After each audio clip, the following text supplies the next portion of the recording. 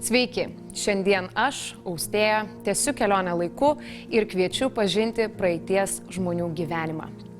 Keliausime į anksčiausius laikus, kur susipažinsime su pirmaisiais šaunamaisiais žmogaus ginklais ir jų ypatumais, bei pažinsime pirmuosius senovinio žmogaus skonius. Šį kartą kelionė laiku prasidėjo Alytaus rajone. Kaukų piliakalnis. Žinantys šią vietovę, nesunkiai įžvelgs ir greta esantį dar vieną Obelytės piliakalnį. Tai Jotvingių genties teritorija.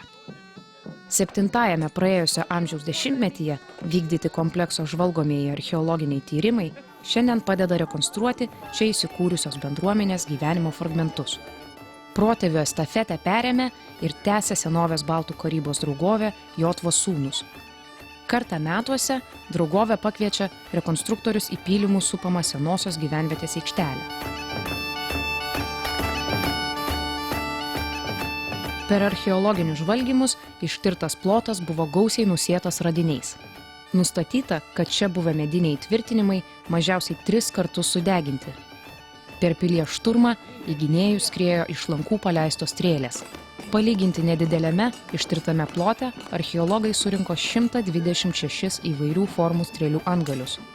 Jie saugomi Lietuvos nacionalinėme muziejuje.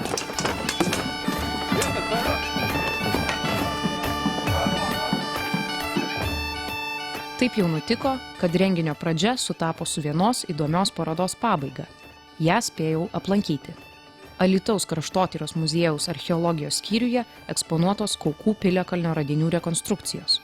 Gausiausia kolekcijos dalis – strėlių antgaliai, o juos tyrinėjau su parodos rengėjais, rekonstruktoriais Giedriumi ir Artūru. 126 antgaliai, kaip vienai vietai tai yra labai daug. Yra įvairūs, tai aišku rodo, kad buvo masinės kažkokios kovos, intensyvios visą laiką vyko. Labai daug skirtingų tipų ir aš nežinau, koks tikslas buvo to apšaudimo piliakalnio, nes kiti yra ir to pusmėnulio formos ir visokių kitokių formų. Tos įlos vadinamos, tai jos, sakysim, tas šarvamušis, tai žiedmarškiai. Labai patogus dalykas yra pramušti. Tai vienas iš pavyzdžių Kaukuose yra rasta dalis žiedinių šarvų. Per tą žiedmarškės žiedelį, tai čia tobulas dalykas praleisti. Gali būti, kad tiesiog leido viską, kaip šiai dienai rusai leidžia viską, ką turi, tai irgi gal leido viską, ką turėjo tiesiog paveikti. Šiaip įdomu tas, kad tie strėlių antgaliai, jie tokie kaip meno šedevrai, kaip kurie tikrai matai, kad gražiai ir kruopščiai padaryta. Tai... Jo, tenais galbūt yra pagal... Tenais prie puodynės yra antgaliukas, tai jisai turi tą burbuliuką tokį išlikusį. Tai prie vieno tos strėlės antgalio praleisti, kad iškalti jam ašmenis, padaryti tą burbuliuką, padaryti įkotę. Kiek žmogus turėjo dirbti prie to vieno antgalio, kad jį paskui per vieną sykį viens ir iššovė. Jis dingo, negrįžtamai. Na tai kartais sunku paaiškinti iš tikrųjų. Ar jiem tai brangu tas daiktas, ar galbūt jiem buvo žymiai brangiau užkariauti kažkokią tai tą vietą. Investicija turbūt. Galima taip sakyti, į kažkokį puolamą objektą. Šiai dienai irgi pas ką brangesnį ginklą į tas laimi. Tai ko gero, tai dienai buvo lygiai tas pats.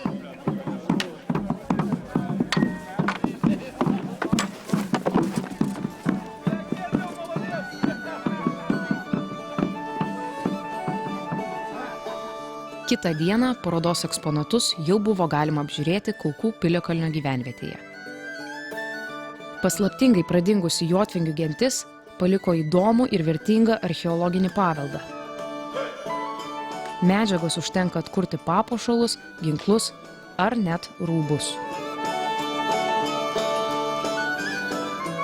Renginyje pristačiau stiklo karoliukų gamybos rekonstrukciją.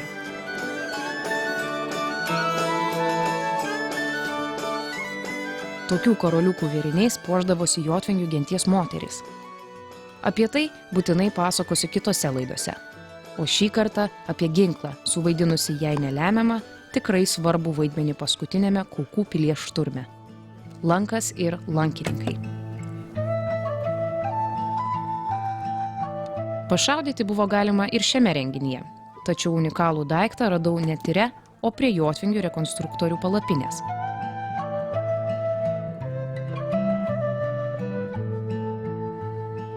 Tai vienintelio Baltų žemėse surasto lanko rekonstrukcija. Taikiai išimam strėlę. Dar tų pelkių visų mes neištyrėm, kur rasta ir taip, vienintelis lankas yra, nežinau tiesą pasakius, kiek jo yra likę. Ar jisai visas, ar jisai dalis, bet tik tai Latvijos regionas. Strėlių antgalių turim daug. Ypatingai Kaukuose, ypatingai Kaukų piliakalnį turim tų strėlių antgalių labai įvairių tipų, įvairiausių. O lanko dar niekas neatrado. Vieną norėjom pasidaryti būtent šitą, kad bent jau turėti pavyzdį parodyti, kokie galėjo būti lankai. Galėjo būti ir kitokie, aišku. Ar galėjo tarp Kaukų pilies gynėjų būti lankininkų? Šį klausimą perleidžiu savo tėčiui ir konsultantui Aleksui. Per visas epochas pas mus randama tų strėlių antgalių, bet tikrai miškų zonoje lankas nebuvo toks populiarus kaip stepių teritorija ir todėl negalim pasakyti, kad mūsų kariuomeniai turėjo būti kažkokie dideli lankininkų būriai. Šiaip lankininko paruošimas nėra lengvas dalykas, jį reikia ilgokai ruošti, ilgokai mokytis nuo mažens. Jeigu vaikas mokosi šaudyti, tada jis labai taiklus šaulys, kaip klajokliai, kuriems tai yra būtinas ginklas stepėj, o pas mus, taip, vienas kitas medžiotojas.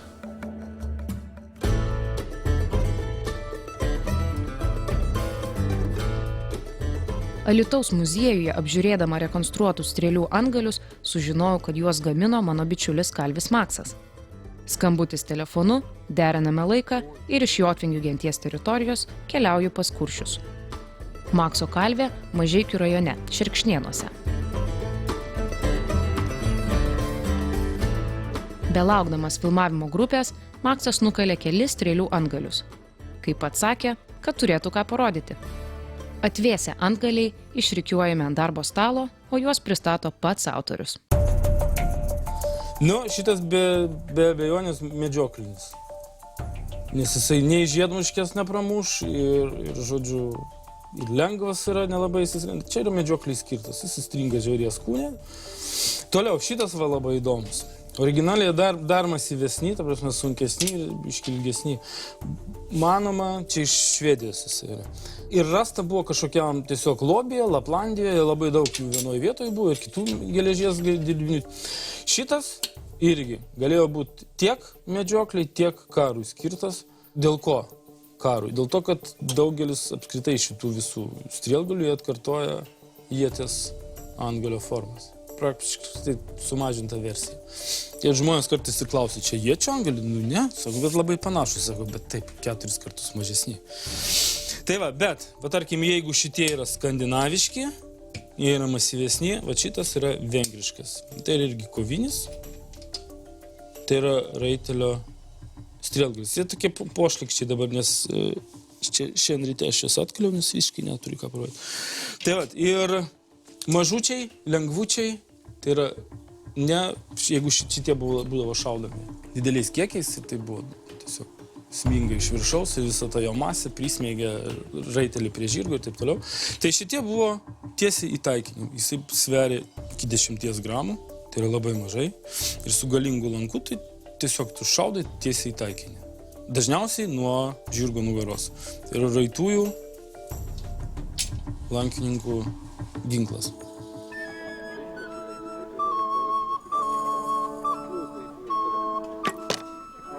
Lankas galėjo būti kaip pagalbinis ginklas, nes tikrai turime, sąlyginai mažai tų antgalių. O jeigu turime strėlių antgalius, lanko strėlių antgalius, tai čia daugiau susijęs su invazija kažkokia, su kryžiuočiais. Tie patys trisparniai strėlių antgaliai arba strėlių antgaliai patekę į kokį nors Kaukų piliakalnį, kur matomai su Kijevo Rusios kariuomenė atėjo ir dalis tų lankininkų polovcų gyvenusių kartu ir kartu dalyvavusių Rusijos kunigaikščių žygiuose į Lietuvą. Tai turime, tada jau turime mes, bet tai yra priešų antgaliai paleisti į mūsų pilį.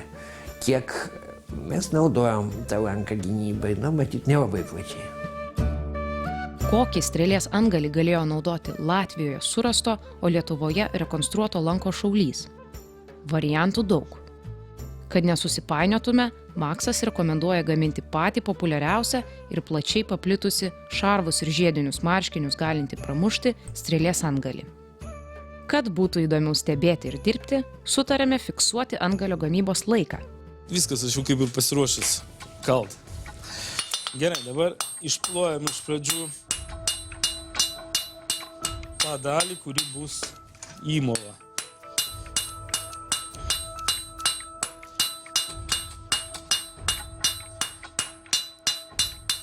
Visų absoliučiai tų strėlių antgalių tipų, kiek jų yra, ir jeigu aš jas sugalvoju daryti, tai turbūt kiekvienas meistras sugalvoja savo tą gamybos technologiją, visą tą procesą. Nes jų niekur nėra išlikę nei aprašymų, nei vaizdų. Tiesiog tu matai gaminį ir tu galvoji, kadangi žinių turi, kaip jį padaryti. Kuo greičiau, paprasčiau ir kokybiškiau. Pirmas etapas. Strėlės antgalio įmovos formavimas.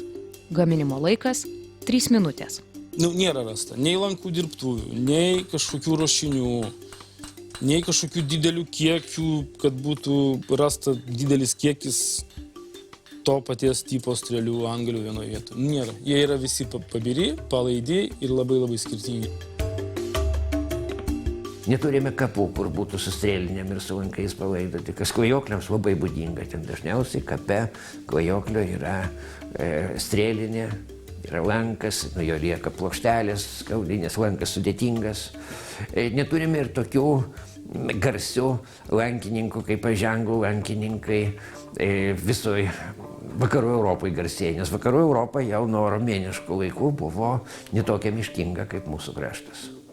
Ir ten atviresnėse plotuose galima buvo panaudoti nemažus būrius gerai apmokytų lankininkų. Visai nesenai kažkur perskaičiau, kad Anglijoje tą 100-mečio karo metu arsenaluose būdavo virš 1 milijono strėlių. Įsivaizduok, 1 milijonas strėlių. Ištisi kaimai augindavo žąsis plunksnoms, kiti ten augindavo tos medžius, žodžiu, strėlių darimui, tie kukmedžiai būdavo auginami karaliaus įsakymu. Ir tai buvo pramonės tiesiog šaka. Antras etapas – strėlės smaigalio formavimas. Gaminimo laikas 4 minutės. Ar tai būtų kaukai, ar tai būtų, kas ten aukštadvarį rasta yra, ar tai būtų apuolė. Jie yra labai panašus, bet tikrai skirtingi. Dviejų vienodų rasti praktiškai neįmanoma. Strėlės antgalis pagamintas per 7 minutės. Naudojant keletą ruošinių per tą patį laiką, būtų galima pagaminti 3-4 tokius antgalius. Galim sakyti, kad turbūt buvo, kiek karių buvo su lankais, tai tiek skirtingų strėlių antgalių tipų jie ir turėjo. Kiekvienas darydavosi savo turėdavo, iššaudydavo, darydavosi iš naujo porciją, tai kiekvienas iš jų. Tai nebuvo, manau, kad tai nebuvo organizuota, tai buvo tiesiog kaimo kalvis užsakė jam padaryti, jis padarė, kitą dieną jisai padarė kitą porciją, bet jau vos kitokių, kitam žmogui. Tai taip buvo. Jie nebūdavo unifikuoti. Ir svoris kažkur gal kokių 16-17 gramų. Čia strėlės antgalis. Baletas strėlės antgalis 4-5 kartus didesnis.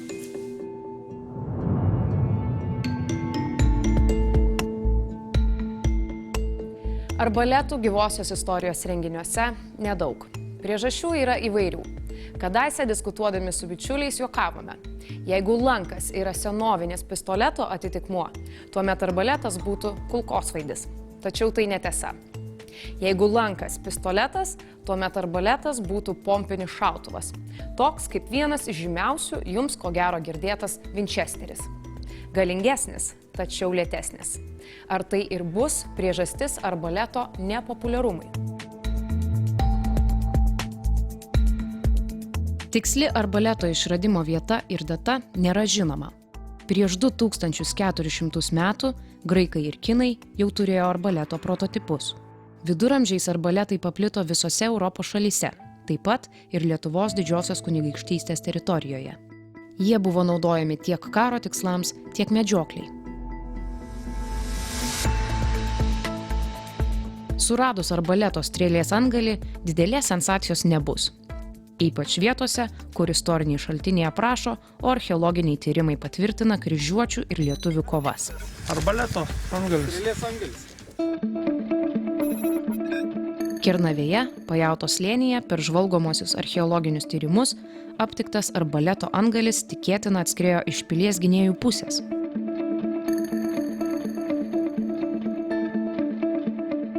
Aukuro piliakalnyje aptiktą arbaleto strėlės antgalį tikriausiai į gynėjus pasiuntė užpuolikai. Na štai, turim labai gerame stovyje. Galima būtų naudoti ir šiandien. Arbaleto strėlės antgalis paleistas, matyt, kryžiuočių kariuomenės 1390 metais, tą lemtingą Kernavėj dieną. Bent jau ši dvikova apsėjo be aukų. Į karį pataikius tokiu metalo gabalu, galimybės išlikti gyvam buvo minimalios. Šios strėlės susmigo į žemę taip, kad po mūšio trofėjų rankiotojai jų neberado ir paliko archeologams. Lietuviai arbaletą pradeda naudoti nuo 13 amžiaus. Įrodymų daug, o vienas jų slypi Lietuvos nacionalinio muziejaus saugykloje. Dėžėse radiniai iš Panemunės, netoli Vėlionos buvusios Vokiečių ordino piliavietės.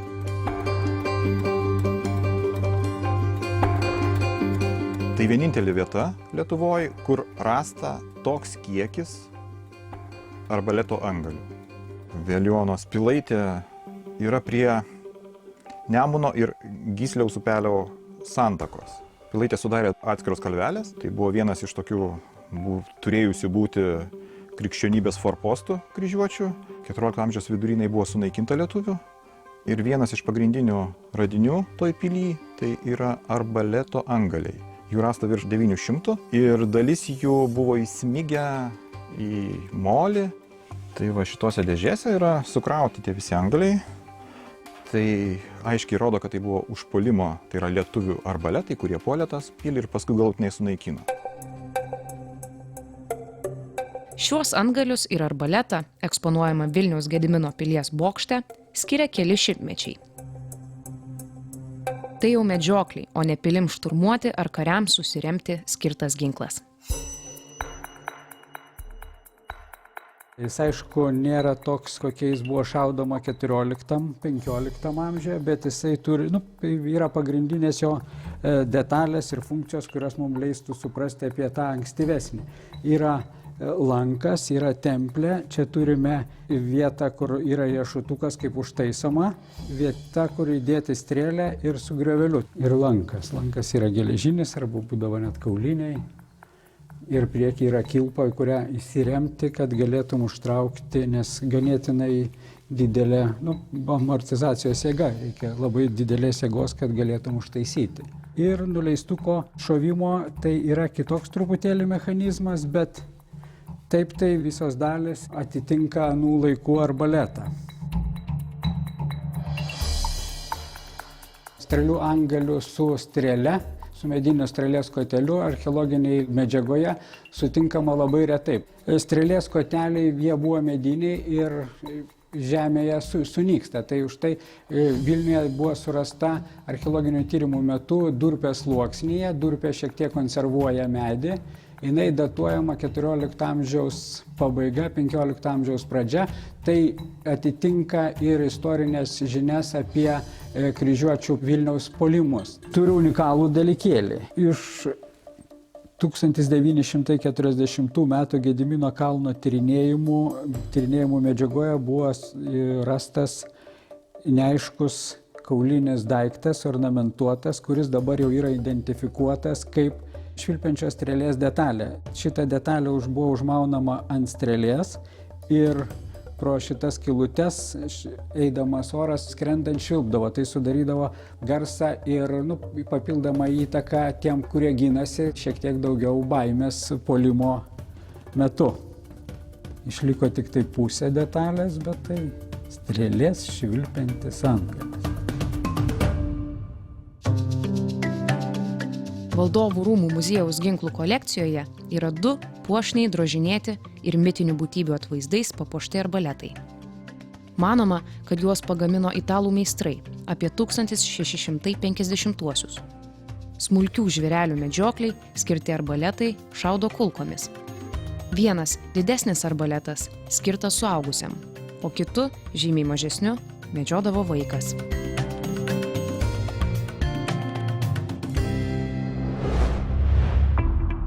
Rekonstruoti 13 ar 14 amžiuje lietuvių naudotą arbaletą įmanoma, tačiau analogų reikėtų ieškoti užsienio archeologinėje medžiagoje.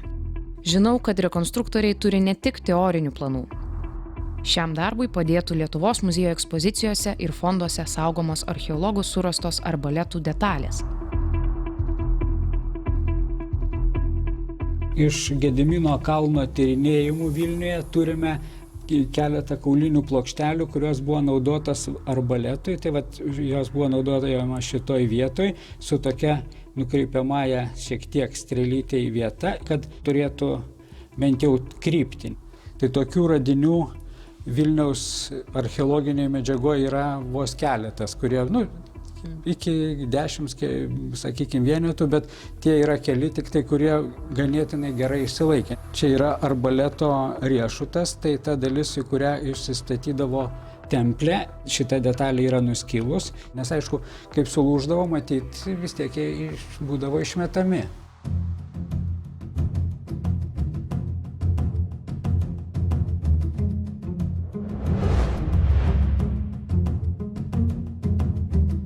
Tyrinėjant žemutinės pilies valdovų rūmų teritoriją, aptikta arbaleto detalė rodo, kad šis ginklas buvo žinomas ir vaikams.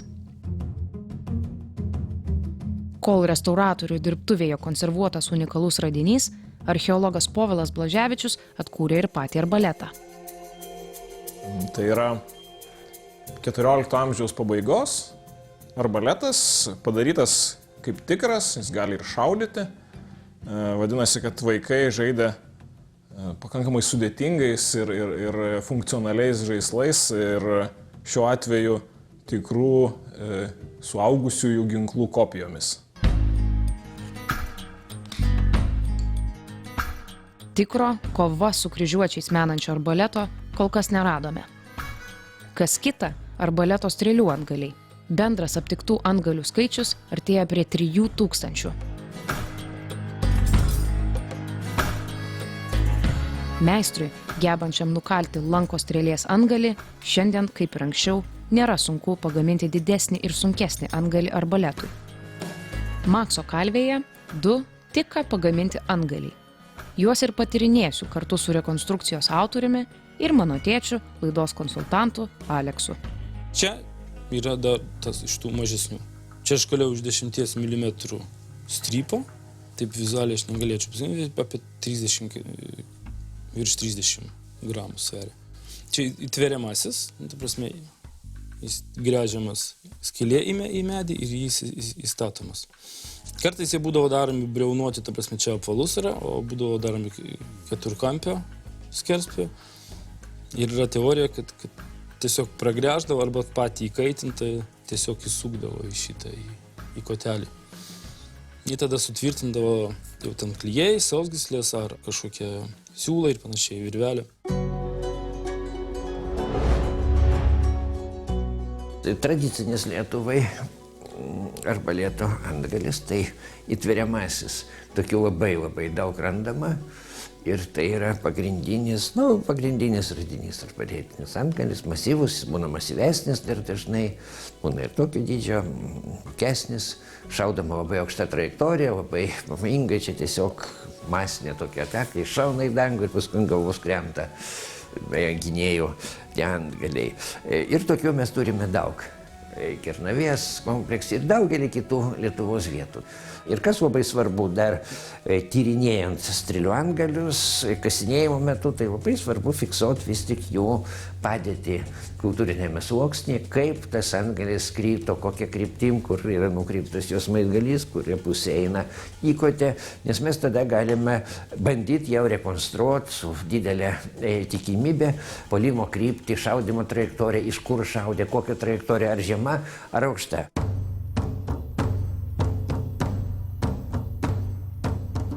Ir šitas va. Įmovinių šiaip žymiai mažiau yra negu įtveramųjų randama, o šitas yra unikalus tipas tuom, kad tai yra tiksliai identifikuota kada ir iš kur. Kad rašytiniuose šaltiniuose yra tas Vytauto ir kryžiuočių žygis į Vilnių ir kad kryžiuočių daliniuose tarnavo arbaletininkai iš Genujos. Ir jie būtent tokius tos strėlgalius šlaituose Gedimino kalno ir paliko apšaudydami.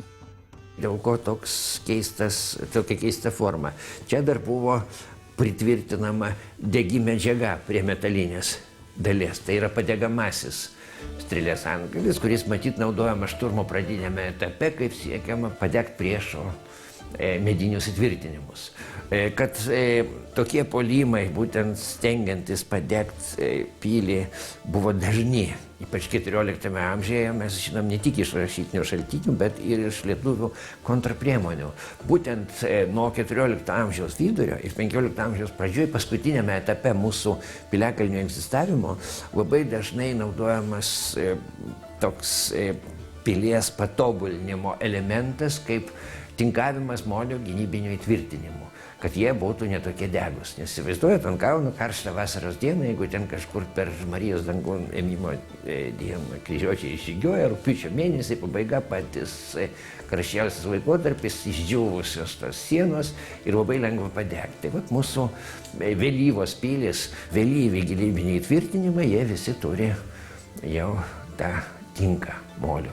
Ir atrodė tada tokia pilis vos ne kaip mūras, jau kai jinai tinkuota moliu. Tai priemonė, kad sunkiau būtų padegti įtvirtinimus.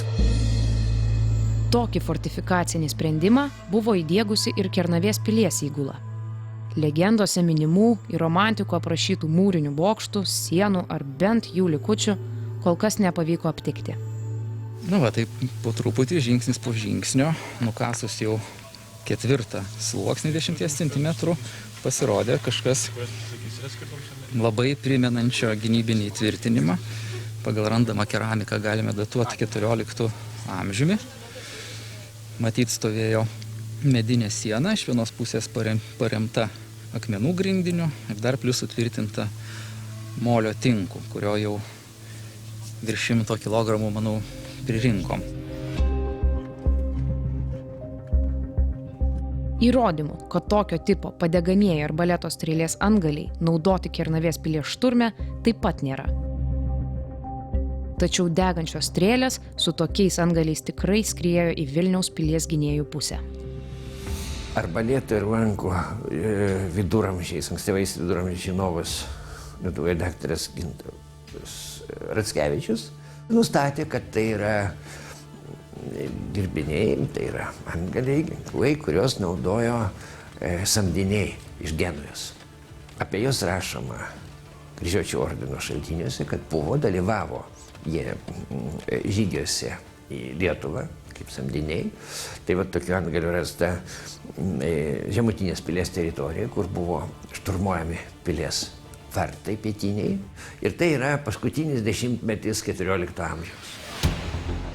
Kotelis ąžuolinis, 30-35 cm ilgio, tam, kad atlaikytų tą visą krūvį didžiulį, nes jėga, ten, jeigu lanko įtempimas ten 60-70 kg maksimum, labai kas mažai turėjo tokius lankus. Čia lanko įtempimo galia.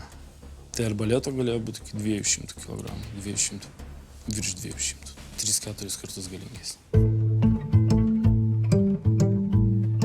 Archeologų taip vadinamas 10 tipo arbaleto strėlės antgalis į Lietuvą atneštas Genujos samdinių. Retas radinys. Žinomi tik 5 tokie antgaliai. 3 aptikti Gedimino pilies kalne, 1 Medininkų pilies teritorijoje, 4 pilių šturmų daiktiniai įrodymai. Mane domino ir 5 egzempliorius. Jo ieškant Lietuvos nacionalinio muziejaus saugykloje teko nusikelti į 1970-uosius.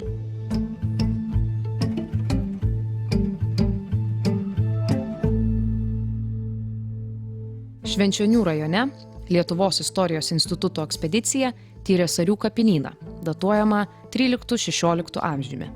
7 kape palaidotas vaikas. Be kitų įkapių aptiktas 10 tipo padegamosios arbaletos strėlės antgalis.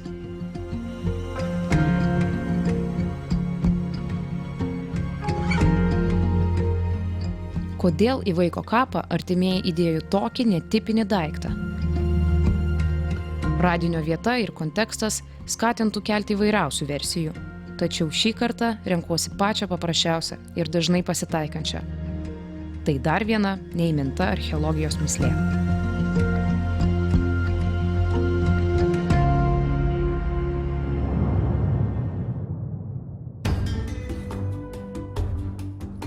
Kaip yra taręs prancūzų rašytojas Žanas Polis Sartras, karą pradeda didieji, bet per jį kenčia mažieji. Kokia buvo šio vaiko žūties priežastis, lieka neaišku. Karas pražudo ne tik ginklais. Badas – viena iš karo pasekmių.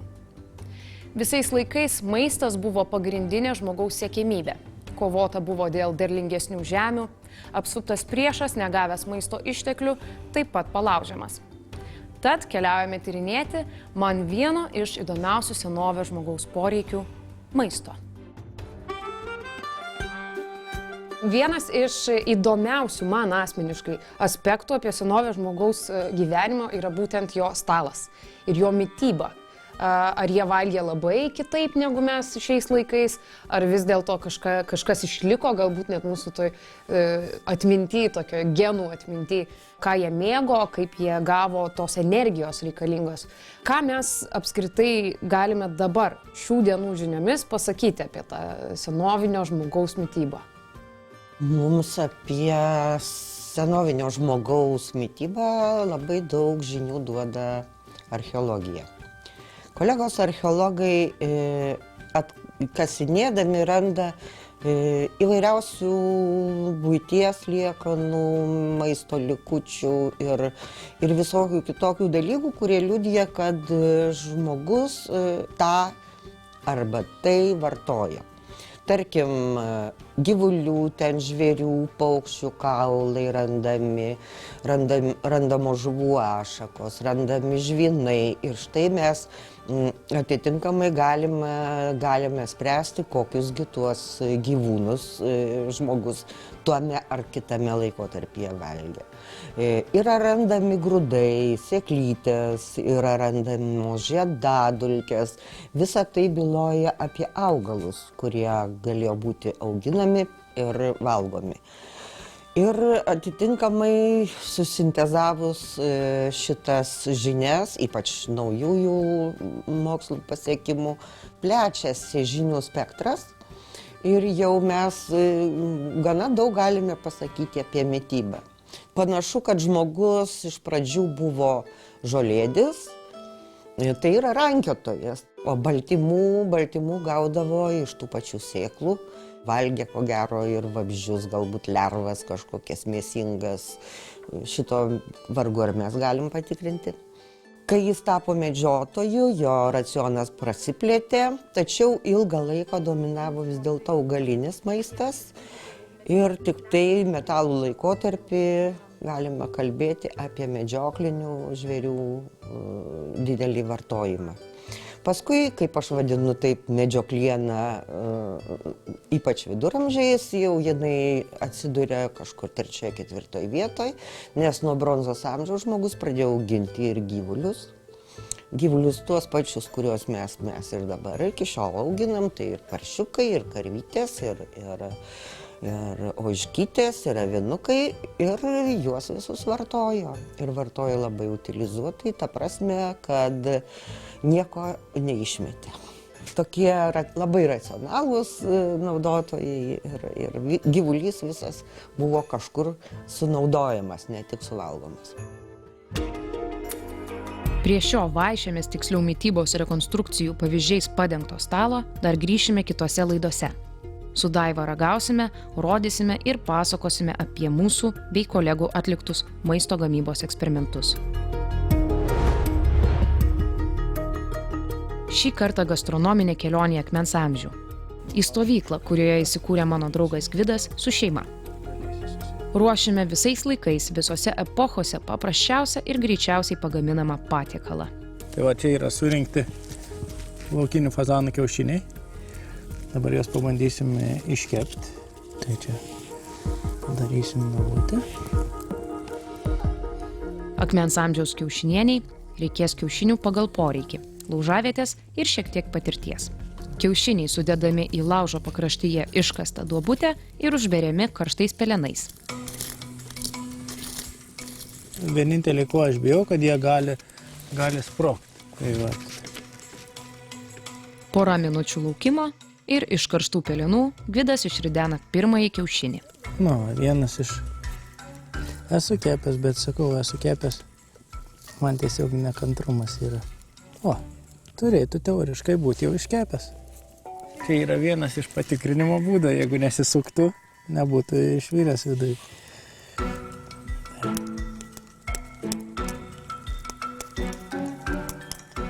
Žodžiu, svarbiausia yra šiuo atveju pilnai uždengti, kad negauti kuo daugiau tos temperatūros, kad visas to lygiai kaistų, nes kitaip jisai sprogs. Toj vietai, kur yra oro burbulas. Galima su visų lukštų valgyti, čia tiktais Hildai duodu karštą.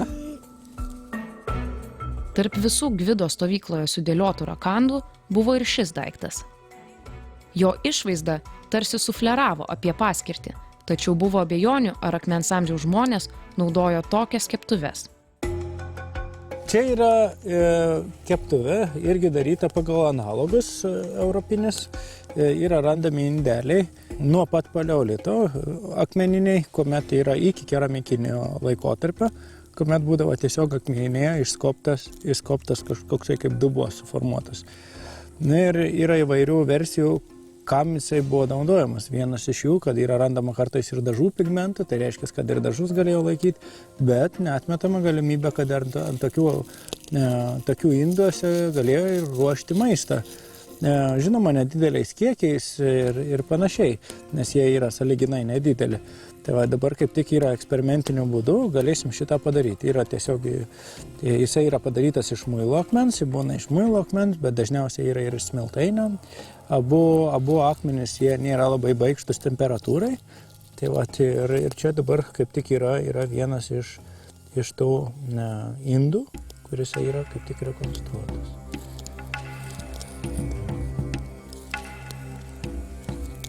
Stebint improvizuotą kiaušinienės kepimo eksperimentą, žinoma, kilo klausimas, su kokiais įrankiais toks patiekalas galėjo būti valgomas. Yra įrankiai irgi. Ankstyviausiai, bent jau prie mūsų teritorijos, tai yra, kiek žinau, Baltarusijoje neolitinis šaukštas iš kaulo padarytas. O seniausiai tai paleolitiniai šaukštai esu matęs seniausiai padaryti iš šaukštelį, tokie nedidelį, iš kiškio, mentės kaulo. Kiaušinienė be riebalų, druskos ir prieskonių. O gal Akmens amžiaus žmonės šiuos visus išvardytus priedus žinojo ir vartojo? Sunku pasakyti. Žmogus visais laikais mėgo skaniai pavalgyti. Tai labai tikėtina, kad ne veltui tas pripratimas prie gerai termiškai apdoroto maisto. Tai irgi, žinai, duoda tą tokią idėją, kad mes senai valgom apdorotą. Termiškai apdorotas maistas mums lengviau leidžia pasisavinti tam tikras medžiagas, kurias mes žalias nesuvartojam. Ugnis ir termiškai apdorotas maistas – svarbiausia žmogaus evoliucijos inovacija, galutinai atskyrusi žmogų iš kitų planetos žinduolių. Kaip ir Akmens amžiuje, taip ir šiandien. Jį rekonstruojant tampa aišku, kad norint pamaitinti visą šeimą, tokio kiekio kiaušinienės nepakaks. Ar mokėjo pirmieji mūsų teritorijos gyventojai kaupti maistą, kad jo pakaktų ne tik vakarieniai, bet ir pusryčiams? Yra du tipai medžiotojų ir rankiotojų bendruomenių. Tai yra patys ankstyviausiai, kuomet jie nekaupia ir nelaiko atsargas. Ir kita yra grupė, kuomet yra kaupiantis atsargas. Apie maisto kaupimą ir sandėliavimą mes jau tikrai turime nuo vėlyvojo paleolito pėdsakus.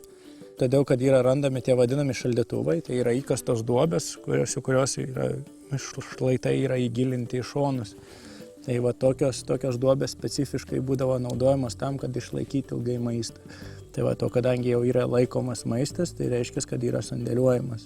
Ir reiškia, kad jisai yra keliaujant, greičiausiai labai tikėtina, kad jisai buvo jo daug kartų vežamas. Nešamas, jo. Tai va, gerai, tai dabar galim bandyti susidėti į indelį ir valgyti. Netrukdau akmens amžiaus šeimai mėgautis delikatesu ir keliuosi į viduramžių namo studiją. Su Daiva sutarėme aptarti dar vieną visoms epochoms aktualią temą. Maisto išlaikymas. Šiais laikais mes turime ir šaldytuvus, ir galime išlaikyti tą maistą tikrai šviežią ir valgomą nesugedusiai daug ilgiau. Tačiau kaip reikėjo ir kaip galėjo tas senovės žmogus išlaikyti maistą? Na, tai pats paprasčiausias ir iki šiol naudojamas tos konservavimo būdas, tai yra džiovinimas. Jis labiausiai tinka būtent augaliniam maistui, arba vytinimas dar ir, ko gero, rūkymas. Nes, pasižiūrėkim, mūsų platumoje saulė nėra labai kaitri. Ir ta, pavyzdžiui, didesnį mėsos gabalą, kaip antai va čia mes ir turim, toksai va suvytintas kiaulienos gabaliukas. Negalvokit, kad čia jis supeliešia, viskas yra su juo gerai. Plaušai matosi. Galima, jeigu nebijai, atsiplėš paragauk. Kietokas. Kietokas. Tai jo tiesiog galima padrožti ir sudėti į kažkokią tai išvirtą košę ar viralą. Tai va, tai tokios, na, aišku, čia neiškastinė mėsa, turbūt supratai, kad čia dabartinė žmogaus padaryta.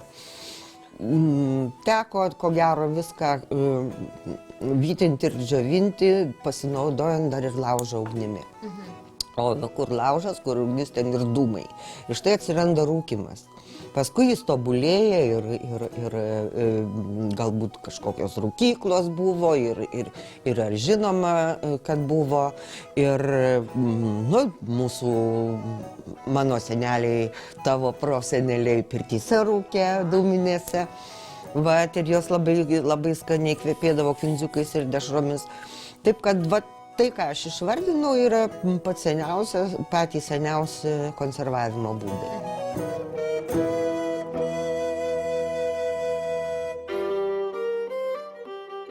Vienas irgi iš tokių įdomesnių dalykų mūsų edukacinio stalo yra ragas su skyle.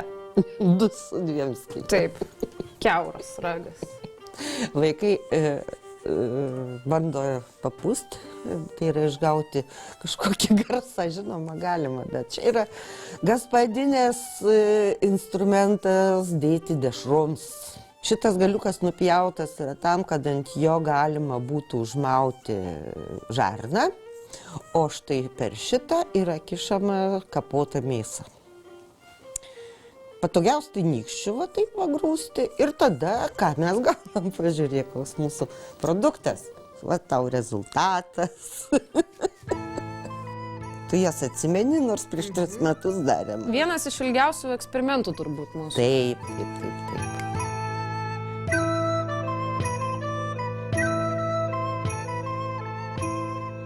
Jau nebeužuodžiu net. Net nebeužuodžiu, daug metų. Jinai suvytinta smarkiai yra, kad jau užuostė. Nieko jau nebesijaučia. Tai vytinta dešra laikosi 3 metus Mes kasmet vis paragaujam, nes jų daugiau buvo, kasmet vis paragaujam, puikiai valgoma, skani. Žodžiu, tas vytinimo, konservavimo būdas pasiteisino 100%. Ir manau, kad dešros tik tai tam ir buvo dedamos, kad išsaugoti ilgesniam laikui tą mėsos produktą. Taip, nes vien mūsų eksperimento metu kiek užtruko, kol jos buvo sukimštos. Tai ir pats kimšimas užtrunka, mėsos tas kapojimas. Kapojimas užtrunka, mes ne malimo mašinėlių jokių nėra. Kapoji peiliu. Taip, taip, taip, taip. Ir paskui tas kimšimas, jisgi vėlgi nemechanizuotas rankomis ir tos žarnos kartais paplyšta ir panašiai. Tai procesas gana ilgas. Yra tarp maisto istorijos rekonstruktorių toks klausimas, tai buvo tos dešros gaminamos ar ne, nes ragai neišlieka, ragų nerandam, reiškia, juos jau mes etnografiniomis žiniomis turime. Kažkokie tai rašytiniai šaltiniai, pas skandinavus apie tai yra, bet tokie labai poetiški, labai neaiškus. Tai vėlgi, eksperimento būdu mes tikrai galim pasitvirtinti, kad dešros buvo gamintos, bet grinai turbūt konservavimo tikslams. Ne taip, kaip mes dabar šviežias dešreles valgo. Be abejo, jau mūsų dabartinė mityba, mums nebereikia, kaip ir tu pradžiai sakei, nebereikia mums čia per daug vytinti ir džiovinti, tik dėl skonio jau įvairovės, nes turim šaldytuvus ir visokias kitokius dalykus, nekalbant jau apie, nedaug dievę, konservantus. Dar papildyti norėčiau apie tas dešras, kad mes puikiai žinome iš rašytinių šaltinių, kad romėnai tai dešras dėjo. Mūsų protėvių įprotis sunaudoti visą gyvūną. Jeigu, tarkim, anksčiau tas žarnas galbūt naudojo, nežinau, maža kam. Amatam. Žodžiu, amatam kažkokiem, tai prašau, dabar nebereikalingas tampa galbūt tas dalykas, pasensta, atsiranda modernesnių reikalų, tą žarnas gaila išmesti ir prašau, kodėl neišnaudojus tokiam reikalui. Juolab, kad mes žinom, kitose tautose ir skrandis iškemšamas buvo. Tai ir mūsų tas pats kindziulis vadinamas. Taip.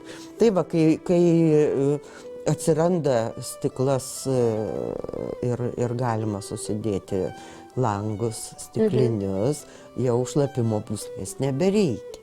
Lygiai tas pats ir su žibintais, sakykime, tam, kur naudota buvo šlapimo pūslė. Jos nebereikia, viskas, kišam ten tada mėsą, rūkom, vytinam. Kindziuką išvytin gal sunkoka būtų, bet išrūkyti tai nesunku, bet va dešros, prašau, įrodymas.